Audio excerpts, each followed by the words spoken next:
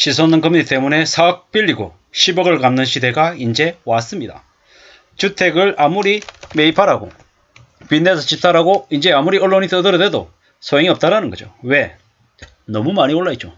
너무 말도 안 되는 가격으로 올라있기 때문에 거품이 많이 올랐던 데가 그만큼 더 꺼지고 거품이 적게 생겼던 데가 또 적게 떨어진다라고 봐야 되는 거죠. 대출이자가 이제 2023년만 되면 10% 넘어선다는데 어떻게 됩니까? 4억 빌리고 6억을 이자로 내야 되는 현실이 이제 닥치는 거죠. 에이 설마 그때까지 빚을 어떻게 다 갖고 있냐, 중간에 또 가격 오르면 또 팔아야지, 이렇게 생각하는 사람들이 많습니다. 근데 문제는 뭐냐, 모두 다 그렇게 생각하면 그렇게 생각하는 사람들끼리 다 모여있기 때문에 살려는 사람들은 없고 팔려는 사람들밖에 없을 거라는 거죠. 그게 지금이다라고 봐야 됩니다. 뭐 너도 나도 전부 다 빚내 가지고 뭐 집 사고 그 산 집이 또 천정부지로 올라서 또 팔아가지고 또 부자 되고 이러면 좋겠지만 사람은 항상 하던 대로 행동하게 되어 있습니다. 한번 돈을 벌면 그 방식을 또 이용해가지고 또 하려는 그런 습성이 있다는 거죠. 근데 자산 같은 경우에는 10번 중에서 8, 9번 성공을 해도 한두 번 실패하면 그 한두 번이 기존에 벌어놨던 걸 다 날려먹을 수도 있다는 거죠. 매우 무서운 거라는 거죠. 노동시장에서는 오늘 잘못해도 내일 다시 만회하면 되고 내일 좀 부족해도 모레 또 애써서 또 하면 된다는 거죠. 근데 자산시장에서는 이번에 한번 잘못 결정하면 그 결정이 두고두고 평생을 가져가는 족쇄가 될 수도 있다는 거죠. 지금 같은 시기에 잘못 집을 사서 빚을 지게 되면 4억 빌리고 10억을 갚는 어처구니 없는 일이 벌어진다는 거죠. 이번에 고금리로 대출이 이자나 원리금을 갚아야 되는 사람들에게 은행들이 나중에 저금리가 됐다고 해서 금리를 낮춰주겠습니까? 절대로 그러지 않습니다. 너는 신용도가 안 좋잖아. 신용점수 안 좋잖아. 고정금리로 했잖아. 라고 얘기하면서 고금리에 미친듯이 허덕이면서 수십 년간 빚을 갚게 된다라는 거죠. 그래서 빚을 무서워해야 된다. 그리고 빚은 정말로 자기가 감당할 수 있는 범위 안에서 가장 짧게 내는 게 좋다. 이렇게 어른들이 얘기를 하죠. 그 어른들의 말을 에이 뻔한 얘기, 꼰대 얘기, 지루한 얘기 이렇게 얘기하면서 우습게 생각하는 사람들이 어떻게 됐습니까? 이번에 전부 다 연끌해서 걸려들었다라는 거죠. 대출이자가 나중에 7%, 8% 됩니다라고 이제 1년 전쯤에 제가 가까이 있는 지인들한테 얘기했어요. 뭐라고 얘기하면 개소리 하지 말라고. 그러면 한국 경제 망한다고. 그렇게 올라갈 리가 없다고. 그렇게 올라갈 수도 없고 올라가는 일이 절대로 안 일어난다고 얘기했어요. 제 친구조차도 그렇게 얘기했어요. 근데 그 친구에게 1년 지난 다음에 제가 뭐라고 얘기했냐면 봐라 금리가 이렇게 올라가지 라고 얘기하니까 이제 말을 못하는 거죠. 근데 이미 지금 깨달으면 뭐합니까? 이미 저질렀는데 집을 5채, 7채, 10채 가지고 있고 감당 못할 빚을 가지고 있는데요. 가지고 있는 빚이 10억이 넘어요. 어떻게 저렇게 살지? 돌려막기 하면서 지내는 거예요. 누가 뭐라 그래도 뭐 삶을 살아갈 자신이 있으니까 그렇게 했겠죠. 근데 저처럼 새가슴인 놈이 생각할 때는 겁이 나고 두려운 거죠. 어떻게 저렇게 살아갈 수 있을까? 한때 저도 허영에 찌들어가지고 그냥 세상이 무서운 것 같고 내 뜻대로 다 되는 것 같고 착각하면서 살았죠. 근데 되돌아보니까 그런 게 아니더라는 거죠. 사는 게 얼마나 어렵고 만만하지 않고 외롭고 힘들고 비참한 건지 이제서야 조금 알게 되더라고요. 근데 그래도 다행이라고 생각하는 건 뭐냐? 이번 시즌에 무리하게 빚내는데 제가 빚겨나 있다라는 거.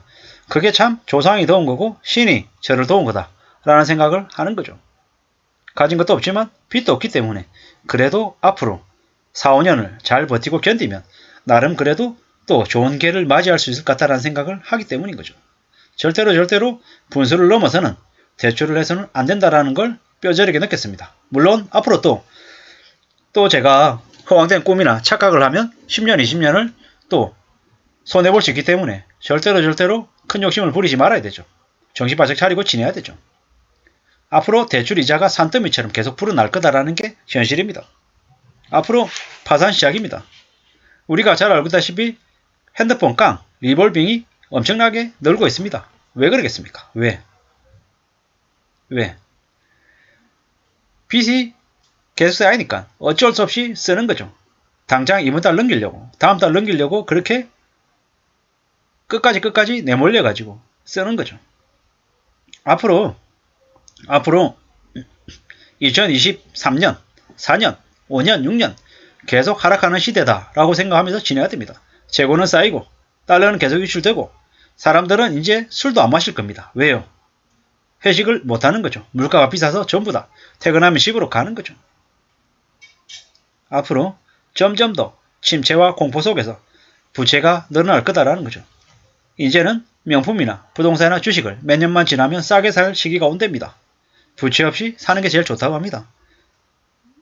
정말로 무리하게 욕심 부리는 거 말고 자기 분수에 맞게끔 산다라고 하면 싸게 산다라고 하면 그것만큼 좋은 게 없는 거죠.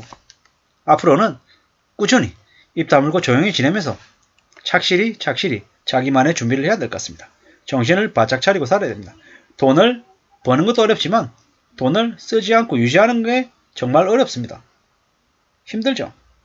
살다 보면 좀 더 편한 거 찾고 싶고 좀 더 수월하게 살고 싶은 게 보통 사람의 마음입니다. 하지만 절대로 즐겁고 유쾌하고 활락적이면서 나한테 도움이 되는 일은 좀 잘 없다라는 거죠. 성실하게 가정을 책임지고 착실하게 가족을 부양하겠다라고 마음먹는 사람들은 구슬땀을 흘리면서 묵묵히 일하는 사람들이라는 거죠. 그리고 함부로 투기나 욕심을 부리지 않는다라는 거죠. 놀고 다니면서 처먹는 이보다 쓰레기 차라도 몰면서 가족을 부양하는 네가 훨씬 더 대단하다라는 거죠. 인생의 어려움을 회피하지 않고 맞서 나가면서 살겠다라고 마음먹는 사람이 가장 훌륭한 사람이라는 거죠. 우리는 살아가는데 책임감 없이 돈은 내가 벌고 빚은 남에게 떠넘기겠다라는 악마 같은 쓰레기 같은 인간들을 많이 만납니다. 갭투기한 놈들이 그런 놈들이죠. 이제 그런 놈들이 앞으로 대거 무너집니다. 몰락합니다. 항상 시간이 지나면 인생의 청구서가 온다라는 거죠. 계속 회피하면서 살 수 없습니다. 인생은 철저하게 보수적으로 살아야 되고 절대로 무리하게 빚을 져서는 안 된다는 말씀을 드리고 싶습니다. 이 언론 뉴스도 얘기하잖아요. 4억 빌리고 15억 갚는다고요.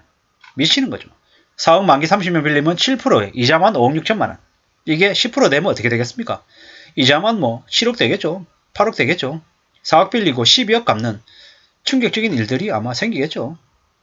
주택담보대출 4억을 30년 만기 5%에서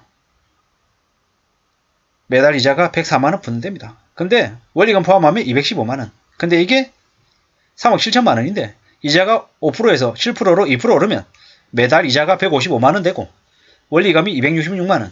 그러니까 실제로는 400만원 넘게 갚아야 된다는 거죠. 충격이죠, 충격.